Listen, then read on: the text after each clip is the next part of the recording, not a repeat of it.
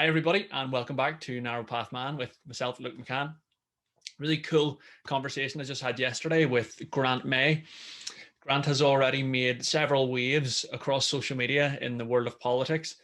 The really cool thing about Grant is he's only 18 years of age. So it was great to have a great discussion with a young gentleman who's really pushing for to defend the ideas that made America great with truth and grace, as he says. So we'll get into a lot of different topics. I'll do time splits in the video below. So if you want to look at anything specific, you can skip to there. If you're new to this channel, please consider subscribing and smash that bell button so that you get notifications for any new videos. Enjoy the show. Alrighty, folks. So my guest today is Grant May, founder of CommonSense America, Turning Point USA ambassador. Grant has 13.5 thousand followers now on Instagram, and he's achieved all of these things at just 18 years of age. So really impressive stuff there. Grant, thanks very much for coming on the show today. How's things? Thanks so much for having me on, Luke. Super excited to be here. Doing great here in Texas. Good man, good man. Texas, interesting. We'll get to that in a minute because Texas are kind of in the middle of the news at the moment because of their 100% lockdown approach. But sure, we'll get to that in a few minutes. I suppose just to start, I'll butcher a Winston Churchill quote here. He said something along the lines of, if you're not liberal by the time you're 20, you haven't got a heart. If you're not yet conservative or getting conservative kind of inclinations by the time you're 30, you haven't got a brain. So Grant May, 18 years old, pretty Guess strong. I don't have a heart. Yeah, you don't have a heart. I was just going to say, obviously you've got different conservative traditional values ticking in there, developed them at quite a young age. So how is it that that's come to pass at such a young age for you? And, what is it that got you politically interested in the first place? Yeah, so I was always, I was in public school till second grade. And that's when my parents made the decision to pull me out. And we did homeschool through a bit of a schooling system that was kind of organized, but I was going through and I just loved reading. I discovered I had a love for learning. And I particularly loved learning about history, sort of philosophy and religion, and it just all kind of tied together. But I never really was super into politics necessarily, more so just looking back and learning from what the great leaders and thinkers throughout history have come to believe. And so as I was getting older, as I got into high school, I started doing some debates. And it was then that I realized, okay, wait, we have it so good right now. Why do we have it so good? But why does it seem like people are more unhappy now than they ever have been throughout any point in history? Like, why are there more suicides? Why is there more depression? Why are we more medicated than ever throughout history? And that really led me this background in philosophy and history and religion into my current understanding of what is politics today. So I suppose in terms of the great thinkers of the past that had an influence on you, who would be the kind of main people that struck a chord with you?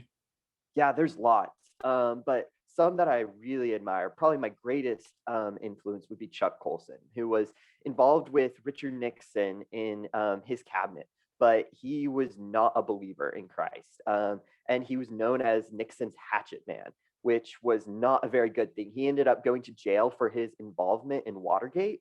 And in prison, he discovered a relationship with Christ and he turned his life around. He continued to be active in politics, but started Colson Prison Ministries, where he ministered to prisoners and was just really big on worldview and grounding others in what they believe and why they believe it. So he was huge for me. I love C.S. Lewis. There's many more political leaders like Washington, Jefferson that I love learning from, but probably my greatest influence would be Chuck Colson. Cool. I actually don't know Chuck Colson, so I'm looking forward to reading up on him. He's great. This. C.S. Lewis, just as you mentioned him, I think that's interesting. One of my friends is watching Lord of the Rings for the first time, and I just coincidentally was watching a video a couple of weeks ago on J.R.R. Tolkien and how he and C.S. Lewis actually had, they were close friends. And I think J.R.R. Tolkien actually, I don't know if he converted to Christianity or basically made him start believing in God anyway. Yeah. So Lewis was an atheist, and it's just a crazy story about those two minds. I was watching The Hobbit last night, actually. Okay. One of the movies last night. So super great. Just crazy to see those two minds together working. Yeah. Yeah. The Hobbit's got absolutely nothing on Lord of the Rings, but yeah. Yeah.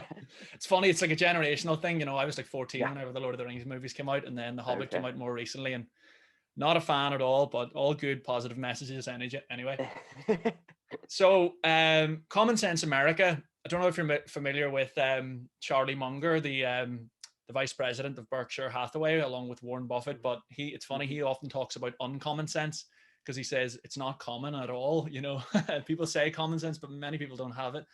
So, you founded Common Sense America. Why did you do it, and what's it all about? Yeah, so over the years of just being politically active and trying to reach people like me and people like my friends who maybe had conservative beliefs but didn't know how to apply it to real life, I realized there were a bunch of people who, once they found their voice, they needed a way to make their voice known. And so Mhm. all that Common Sense America is about getting a group of young people that are dedicated to defending the ideas that built Western civilization, particularly built America with truth and grace. That's something that's really lacking in our society. It seems like either you can be really great with speaking truth, or you can be super loving and nice to others. But it's hard to find people that can do both excellently. And so that's something we're big about. But Common Sense America is going to be social media platform to help young people find their voice and to make those conversations that need to happen between those that may not believe the way they do. It's to equip young people to have those hard conversations that will ultimately change minds and win the battle of ideas that's taking place right now. Okay, so it's about having that dialogue in a kind of respectful Mhm. way where you can kind of get people to listen to you. Is that right? Because I know at the moment Exactly. one problem we have is there's so much intolerance. People talk about tolerance, but you know, it's kind of like if you don't have the same view as me, I'm just intolerant of you. Yeah, And you're the one that's intolerant. Do you know what I mean? Regardless of what your kind of political affiliations are. But for sure. yeah, that's a great idea. So is it kind of, you know, are you specifically looking at people that would have similar political ideologies to yourself? Yes. Okay, but you're kind of encouraging them to. To speak out and to influence others with that voice that they have, because everyone has influence. We all have spheres of influence, and there's something really powerful when you use that influence for good. Okay, yeah.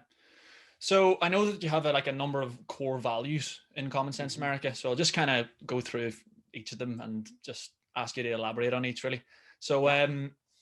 well, what are your thoughts on the government's role? I know that you have some specific thoughts in terms of maybe the limitations. The government should have limitations in terms of its role. And then what are your thoughts on, you know, how the government have acted over this last 12 months in particular? Have they been too heavy handed? I suppose specifically looking at America and a kind of like Mhm. state level specifically with you in Texas and then more like generally on a federal level. What are your thoughts? For sure. So, government has a very necessary role to play, in my opinion, in the lives of its citizens. It exists to protect natural God given rights. We see this in America in our Declaration of Independence, where it enumerates that God gave us liberties, namely life, liberty, and the pursuit of happiness. And governments are designed to protect those rights and to keep others and other entities from encroaching upon our rights. Hmm. So government does have a foundational role, but oftentimes it feels like we run to the government too often. And I'm looking for it to do too much in our day-to-day lives. Ultimately, government is not a great provider for the individual. It can be a good protector of rights, but it's a cruel master. And so one thing we've seen in the last 12 months is that as these COVID policies go into place because people are scared, people run to the government for protection. Governments are really slow to give back any rights they ever usurp. We see this after 9/11. They took a ton of rights in the name of public safety. And while it may have been necessary at the time, it's hard to ever gain rights back that you lost. Ronald Reagan, one of my favorite presidents of the US, said freedom is a fragile thing and is never more than one generation away from extinction. And so with COVID, it's been really scary to watch. One thing that sets our system of government apart a lot of times is we believe in individual God-given rights. So we don't derive our rights from the government. We derive them from our basically our humanness. God has granted us these rights, and it is something that the government must protect.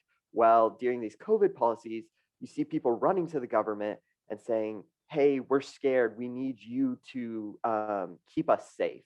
And so we're going to give you up our rights, which when the government gives us back our rights, like in Texas, we just got our right to not wear a mask back. It's like we're celebrating, but we're like, hold on. Do you give us our rights, or do they come from God? And are you merely supposed to protect those rights? So government has a fundamental role to play, but often they overstep the role that they should be playing. Yeah, I think you could probably link in with what you're saying with the Reagan quote in terms of what was it? Freedom's a fragile thing and never more than one generation away from extinction. Yeah, the problem, a lot of our problems in society, I think, at the moment are that generation to generation when things aren't passed. So the understanding of the importance of freedom, as an example. But then if you look specifically at government, I think it was something like in the late 1800s and the early 1900s in the US, national public sector spending never got above 10% of income, basically. Whereas now it's substantially higher than 50%. So there's so many different, and I suppose I'll tie this in with one of your other core values, but there's so much narrative at the moment that capitalism is the problem, but people don't appreciate that capitalism is free markets. It is, low taxation, and kind of people are able to barter and trade with one another. It is minimal government intervention and small government, as you're saying. It's almost like a traffic warden type approach to being a government. You're just there to kind of like do the minimum that you need to do in order for society to function. A lot of make sure the rules are fair so that then everyone can pursue their happiness in their best way they see fit. Yeah, exactly. So one of the things that I suppose it could tie in with what you're doing in terms of trying to have that healthy dialogue with truth and grace, as you say, is that people need to realize it's really, really important now, because economically things are going to increasingly come to a crunch over these next months and years. And people need to realize that we don't have capitalism, and capitalism is not the problem. This crony capitalism that we have is only created by government being massive, and then these massive multinational organizations being able to like lobby government and take advantage of the kind of mess of the situation. That's why now we're seeing billionaires becoming trillionaires, and like all these massive tech companies are kind of gaining these monopolies. Like Milton Friedman used to talk about in the 70s and 80s. He said, I challenge you to name me one instance where a monopoly has occurred without the intervention, if not direct assistance, of government. So people need to realize that it's those free markets and increasing the pie, increasing the prosperity of a nation, which actually leads to more quality of life for the ordinary person. So I suppose I'll just get your thoughts on it then. So capitalism is the most moral economic system known to man. That's one of the core principles. Do you want to elaborate on that? Yeah, for sure. Capitalism is the most moral because it focuses around consent, right? So the problems most people raise with capitalism today come from a stance of what crony capitalism really is. It's, as you touched on, it's these lobbyists going to the federal government, the legislators cutting backdoor deals with these multinational corporations to give them special exemption from certain laws. And that's really a problem we need to fight. But true capitalism can only occur from two mutually consenting parties. Whereas other economic systems like socialism, you see, for example, that's always going to occur ultimately at the bottom of the barrel of a gun, because you're going to be forcing someone to do something they don't want to do. Whereas, capitalism, a $20 bill represents, oh, hey, I earned this because I provided a fellow man a good or a service. And that's something that I can then trade to you as proof that I have served my fellow man. So capitalism really ultimately is the most moral system to make sure everyone pitches in to do their fair share, which is something socialists talk about a lot, but they don't recognize that socialism is really all not predicated in freedom, not predicated in consent. It's all about servitude and bondage. Yeah. Just on that topic, one of the main problems I see these days is that most people get most of their information from mainstream media, the news or whatever, and like in terms of understanding the necessity for something like capitalism and how it has worked and why it is, the chosen economic model in pretty much all successful nations throughout the last couple of centuries. If you're to find the information that kind of leads you to this knowledge path and understanding, you kind of have to go out of your way. You have to read history. You have to look at old Milton Friedman kind of videos on YouTube and things like this. There is no kind of, like, even universities at the moment, they're all sort of Keynesian. They teach you incorrectly in a lot of different ways. They're hijacked by people who are kind of quite far leaning on the left, let's say. Throughout America, but it's the same here in Ireland. It's the same in most of the Western world. So where is it in terms of your understanding of capitalism and the necessity for it that you mainly gained your knowledge? Again, just reading, or is it family influences and things like that? Or yeah, it's been through reading, it's been through watching, and mainly history. I mean, you cannot be a student of history and believe that socialism is a good idea. I mean, in the 20th century alone, it killed 100 million of its citizens in countries that practice socialism. And these are not wartime deaths. So these aren't soldiers going to war. These are either you're starving or you're going to the gulags. This is not a system for success. And so if you look at any amount of history, that will lead you to an understanding that, hey, look, true capitalism, wherever it occurs, always happiness follows because it is grounded in freedom and consent. Yeah. So we're looking at, in terms of the 100 million, you were talking about deaths in the 20th century alone, you'd think people would remember these lessons. But again, that's the problem. People now think that, communication is perfect now because of technology, but these truths are not spoken of widely enough. So you're looking at Chairman Mao in China. I don't know how many tens of millions. You're looking at the gulags, as you mentioned, in Russia under Stalin. You're looking at even now Venezuela. You're looking at Cuba now. And then flip that around. The most free market societies that we have in the world at the moment, we've got Singapore, highest quality of life in the world.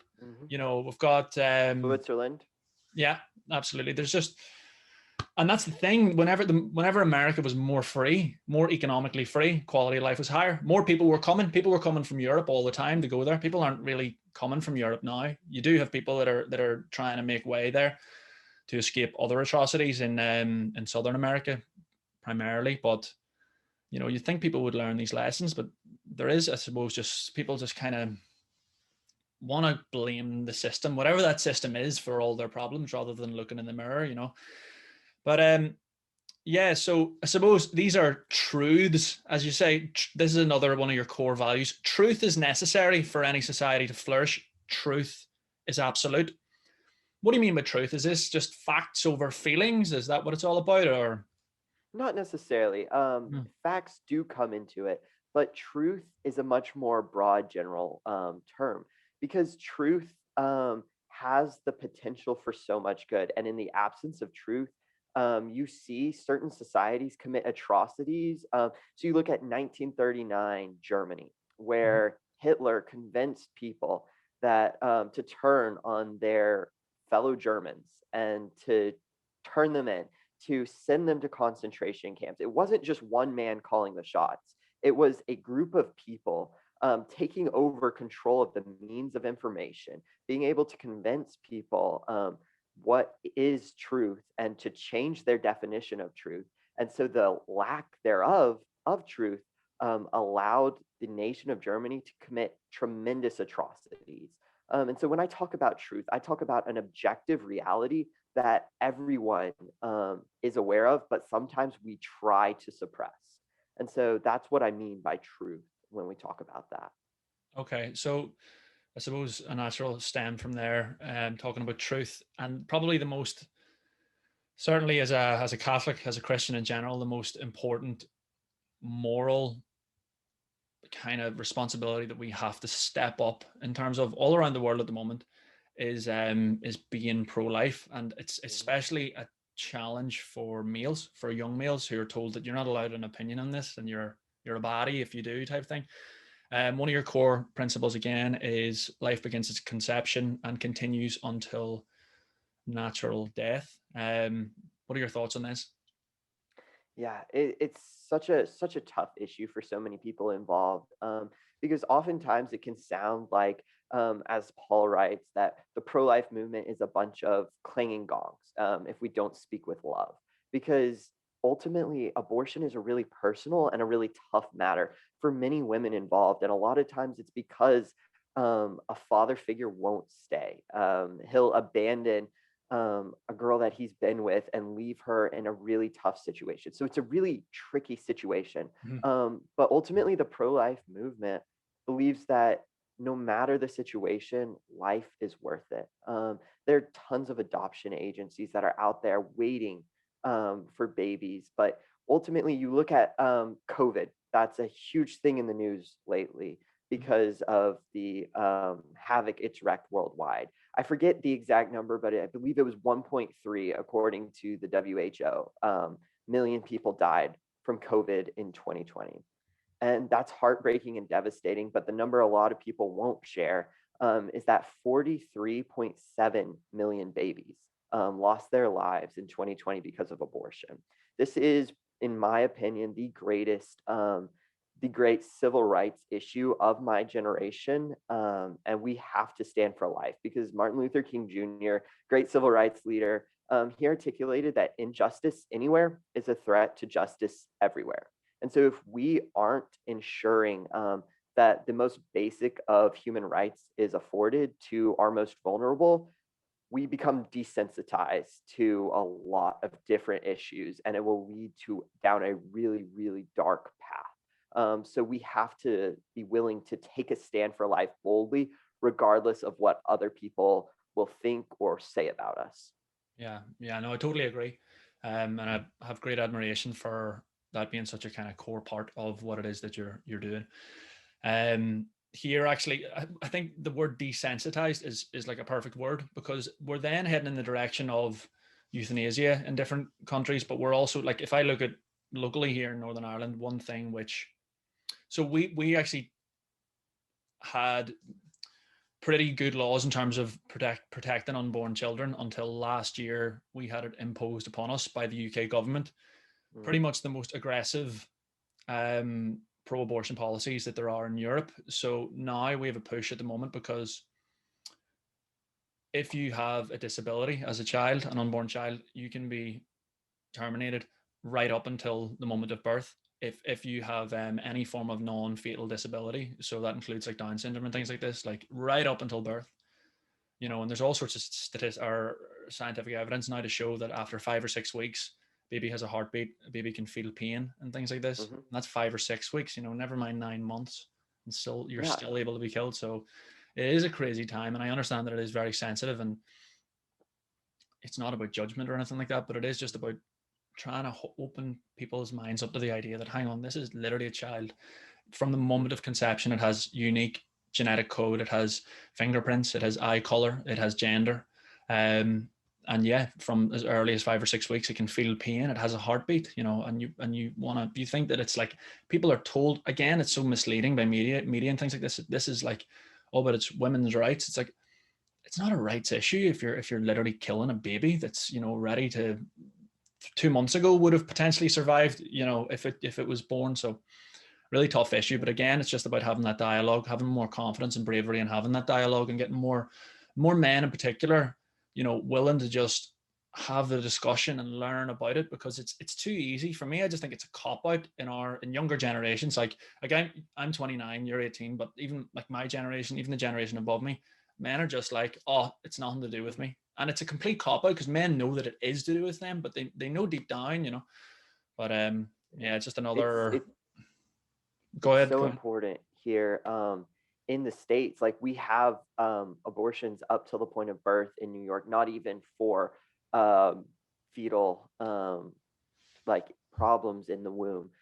You can get it in New York. You can go and get an abortion just because for convenience sake up till the point of birth. And it's something that is so scary to look at. And when we're having these conversations to change minds and change hearts about this issue, it's important just that we ask questions and make them defend their beliefs, because ultimately what it comes down to is in New York, them believing that 9 inches of a birth canal is what determines who is alive and who's not. And that's a really indefensible logical position to take. So when we have to ask those questions and just lead them down certain trails of reasoning, I think they'll see the error of their logic and ultimately come to share our conclusions. Yeah, God willing, hopefully. You mentioned New York. I suppose now is a good time to ask. I've seen you doing different comparisons in terms of Texas and New York and how they've handled the situation over the last 12 months. Now Texas are opening up 100%. I think Mississippi as well. What are your thoughts on this? And what are your thoughts in terms of how Texas, by comparison, have dealt with the situation and are continuing to do so? Yeah, so there are two states that I feel like have really done a phenomenal job during this crazy time, and that's South Dakota and Florida. These two Okay. states have been super, super brave and willing to take a stand when other governors were not. They told their people, hey, we're going to give you all the available information, but ultimately, we trust you to make the best decisions for your health that you believe. So if you think you are at risk and we will give you all the data that we have to tell you whether you would be at risk, take the precautions needed. But if it's not going to affect you, we don't want to lock you in your house. We don't want to see our mental health crises go up. We don't want to see suicides go up. We don't want to see substance abuse skyrocket. So these two states were really brave and took a ton of hits. But you look at the numbers, and Florida and New York have done really, really similar, despite Florida being completely open, where New York has been totally locked down. And so it's really interesting just looking at, okay, the Florida governor decided to trust people with their freedom and to recognize that he doesn't have the ability to give and take away rights. Only our creator can do that. Whereas New York said, hey, all your rights are subject to the government. And that's led to a lot of really, really bad mental health crisis in New York. I'm thankful that Texas and Mississippi, two really Republican states, are following, but it was a little sad to watch them not having the courage to take a stand. And it was even more frustrating to watch everyone celebrating that we're getting our rights back. And it's like, whoa, hold on. This is kind of scary that we're celebrating so much that we're gaining our rights back because they shouldn't have been taken away, and it's not the government's to give back. Yeah. So it was a bit bittersweet. Super thankful Texas is taking the right steps now. COVID is real. We need to be smart, but we also need to trust people with their freedoms and trust them to use personal responsibility. Yeah, totally agree. Um, I kind of followed the South Dakota story at the beginning. I could see how much flack they were coming under from all corners of the earth as well. So it's great to see that actually worked out. But again, wouldn't it be wonderful if you could actually see more information about these states on Yeah. mainstream media? But it's just, it's almost like, what way are these news channels going to paint it that Texas and Mississippi, for example, now are making horrible mistakes? And I'm sure they will over the coming weeks, but Oh, the media facts is don't lie, looking to just crucify these governors that are willing to give people their rights back. Mm. They want a state that is willing to take everyone's rights away. And so these governors, I think Texas and Mississippi, were probably fearful of that because they would be made the example of in the media. But thankfully, they're now taking the right steps. Yeah, 100%. So I suppose the last of your core values that we haven't touched on, Christ was the ultimate culture warrior. He perfectly demonstrated truth married with grace. And then also you kind of mentioned we must vigilantly fight the culture war. So what is it that we have to do in terms of fighting the culture war? What are your thoughts there? Yeah, currently there is a ideological battle being waged for the hearts and minds of young people across the world. Um, and so we want to be best equipped to fight for truth and to fight for justice and what's right. And so we need to look to certain people who did that well. And in my opinion, there was no greater culture changer than Jesus Christ. And he came, he lived a life, um, died, went back up to heaven, rose from the dead. Uh, but he changed the world forever to come, because he didn't punch back at people. He loved people well, but he was not willing to compromise on truth. Mhm. And so, as freedom fighters, as culture changers, we want to love others well, but we will not compromise that which is true. And so, we will speak truth, we'll speak it with grace, but we're refusing to compromise. And Christ was the ultimate culture warrior that we want to emulate. Love it. Love it. Totally agree.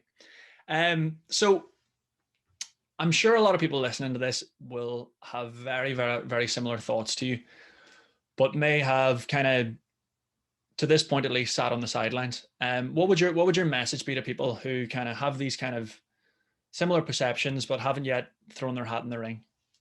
My biggest thing is just speak out, get out there. There's a famous quote by a Christian pastor in Germany during the Holocaust, and it was, I'm sure y'all have heard it, but it's, first they came for the Jews. I didn't speak out because I was not a Jew. Then they came for the gypsies. I didn't speak out because I was not a gypsy. And this pastor goes down this line of people the Nazis came for. And then he goes, and then they came for me, and there was no one left to speak out for me. Mm-hmm. And that's something that we need to keep in mind. If not you to speak out, who will speak out? We all have influence, and we all have an obligation to use our influence for good. And so if you're not willing to step out, who will? Truth and justice and righteousness needs to be defended, but we need people that are willing to defend it. And so my encouragement to you is just get active, speak out, have conversations with your friends, your closest sphere of influence. Ask them questions about what they believe, so that ultimately, through pockets of just people having just heart to heart conversations, we can change the culture with the hope of changing the world. So that's my biggest thing, is just start talking with those in your life on day-to-day life. Like, social media is great. Speak out on social media, but the main thing is talk to those in your life. And that's a great idea. It's a bit like that Jordan Peterson idea of most people don't aim low enough. He was saying, so aiming low enough to just have that conversation with friends or family. It's the small little things that create that butterfly effect and increase knowledge and kind of communication. So absolutely. For sure. So then, Grant, in terms of plans for the future, for yourself personally, and for CommonSense America, next year and beyond, what are your plans? Yeah, I'll most likely be attending college at Liberty University next fall. So I'm just going to continue on with that. Common Sense America is going to start putting out social media content pretty soon here. I'm super excited to see where it goes, super excited for the group of young people that we have lined up that are going to be taking on the culture war on the front lines. I believe that we have a lot to give to this battle. And so we're just going to continue plugging away, fighting for what's right. Right now, it's hard because in America, our back's kind of up against the wall. Most institutions are against conservatives right now. The left controls the White House, the Senate, and the House. So our back's up against the wall, but we're going to be fighting like crazy to change minds, which will ultimately change the course of our nation. And so that's what our goal is going to be heading into this next year. Good man. If there's one bit of advice I could give to you, is I just noticed that you had a Q&A on your Instagram yesterday, and I think someone asked, what would you like to do in the future? And you mentioned that you'd maybe like to work in media or something like this in one of the different current, I don't know who it is, but one of the current kind of platforms. I would actually recommend you to just keep doing your own thing, because people are always, different family or different friends might say, oh, you could do this, or oh, you could do that. But you got to realize, like, you're already at a stage where you've got quite a big following. And if you just keep kind of going in the direction you're going on your own, you don't need anyone else to help with it. You know what I mean? You're going the right way. So I just encourage you to keep going.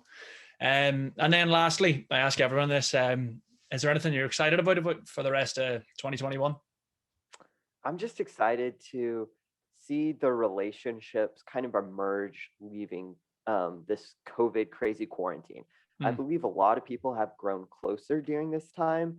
And I believe a lot of people have had those conversations while in quarantine mm, of, hey, do you want to be locked down forever? Do you want the government to be able to force you to live in your room for the rest of your life? Or do you believe that we have rights that pre-exist government mm. that should not be subject to just being taken away? Do you believe that you should have the freedom to exercise personal responsibility and decide for yourself how you want to live your life? So I'm excited to see where the ideological battle goes after these relationships have been formed during this crazy time. And so ultimately, I'm just really optimistic looking into the future, and I'm excited to see what happens with that. Good man. Grant May, thank you so much for your time today, and best of luck with everything. I'll excitedly look forward to watching your journey progress. Thank you so much for having me on, Luke. No worries, man. Great stuff. Hope you enjoyed it today, folks. Thanks again to Grant May for coming on the show. What I'll do is I'll put links in the description below if you want to follow Grant's journey across the various social media platforms that he's on at the moment. And yeah, for more authentic conversations, challenging, good information, subscribe to the show, smash the bell button, share if you think that other people will appreciate the discussion that we had today. Much love. God bless. Keep the faith.